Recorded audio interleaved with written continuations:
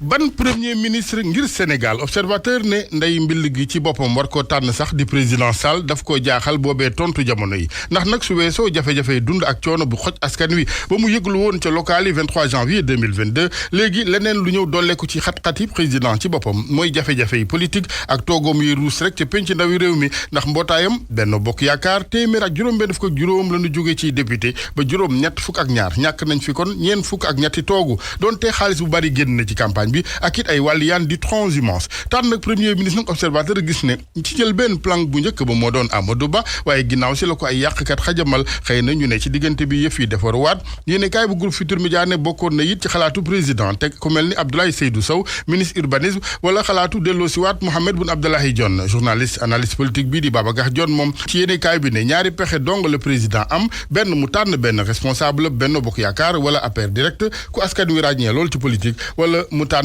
technocrate ku taxul ripp ci politique ngir géréel ko mbir yi ndax nag ab technocrate naam dina am fu mu sooxee waaye dina leer ci bopp yëpp ne du kuy yóotu toogu président docteur Alassane Ndao moom dib docteur ci wàllu sociologie politique ca UGB ba tey ci yéenekaay bi gis ne tànnu premier ministre ci président Macky Sall muy gën a wékku ci ndax ku muy àndal waajal paluwaatam 2024 lay doon wala ku koy takkale bagage ya ngir ak fégalam 2024 la tribune lu jëm ci tànnu premier ministre ak président assemblée nationale gis ne président Sall xobam yu mujj lay baatre yéene kaay bi nag ne ministre yu bare ki DG daañu tëb assemblée nationale gay ñëw xar kanam gu bees geneen gi muy àndal le vrai journal la mu ci gis mooy occasion la ngir Karim Wade Khalifa Ababacar Sall ñu am amnistie fi leen koy jaare am ba faw wala ñàkk ba faw mu ne kilifa gi Abdoulaye Wade moom source aané ab buuxante la jamono yi ngir am audience ca moom liste bi gudd lool donte ba fii nag moom góor gi waa parti PDS ak coalition bi rek la dalal gum lu jëm ci taxawal nag ab groupe parlementaire ci penc ndaw réew mi ak Yewwi yéene kaay bi ne du lu nu waxtaanee gum waaye xalaatu góor gi mooy wéyal ànd bi seen digg ak Ousmane Sonko ki gaayam HCCT ak njiit la soxna Aminata Mbengue Ndiaye def li wolof naan tontu du forox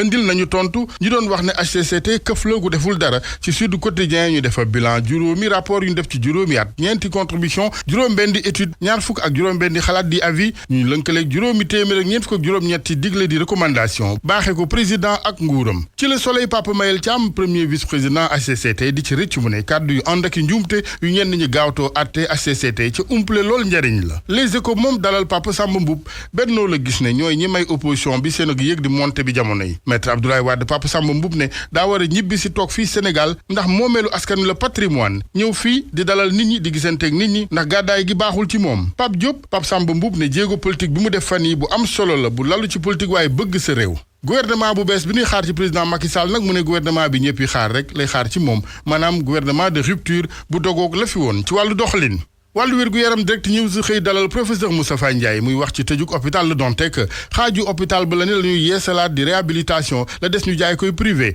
dogal bu garaaw la mu ne ndax hôpital Le Dantec patrimoine historique la mandarga bu am solo ci wàllu kër docteur médecine moderne fii ci Sénégal ci képp ku yeesalit war nga bàyyi xel lu ni mel dogal bu garaaw la ndax ci gis-gisam mu ne wàllum paje ci boppam chaîne bi yëpp ay désorganisé ab diir ci Sénégal dogal bu garaaw bu laluwul ci xol aku laa biir bu nguur gi ci boppam mu ne di gàddu responsabilité morale bi professeur Moustapha Ndiaye ne xelam ci boppam sax moo troublé jamono yi ndax laaj ba ca ne mooy lu waral pattaaralu médecin yu Sénégal rawatina universitaires yi wàllu sport Sénégal am gan Samuel Eto'o ci bés bi le jour mu ciy xamle moom président fédération football bu Cameroun di ambassadeur mondial Qatar 2022 li tax mu bëgg lool Sénégal Sadio Mané mu ne jamono yi mooy joueur bi gën a xereñ ci àddina ci Les Échos muy baamtuwaat kàddu yi moom Samuel Eto'o Sadio Mané est le meilleur joueur au monde mondial 2022